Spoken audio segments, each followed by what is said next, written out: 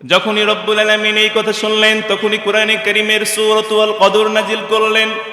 ইন্না আনজালনাহু ফি লাইলাতিল কদরি ওয়া মা আদরাকা মা লাইলাতুল কদর লাইলাতুল কদরি খায়রুম মিন আলফি শাহর। রব্বুল আলামিন বললেন, হে নবী, আপনি জেনে রাখেন, তাদেরকে আমি হায়াত বেশি দিয়েছি, এটা ঠিক, কিন্তু তাদেরকে কদর দেই নাই। আর আপনার উম্মতদেরকে হায়াত কম দিয়েছি, কিন্তু কদর দিয়েছি গো নবী। সুবহানাল্লাহ। তাদেরকে হায়াত বেশি দিয়েছে, বাট কদর দেয় নাই। আর আমাদেরকে হায়াত কম দিয়েছে, কিন্তু কদর দিয়েছে। সুবহানাল্লাহ পড়েন।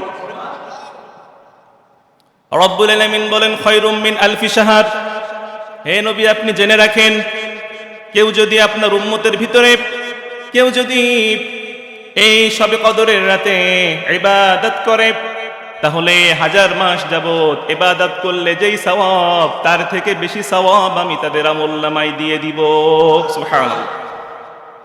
1000 মাস যাবত ইবাদত করলে যেই সওয়াব, এর থেকে বেশি সওয়াব শুধুমাত্র একটা রাতে ইবাদত করলে দিয়ে দিবে। কোন রাত?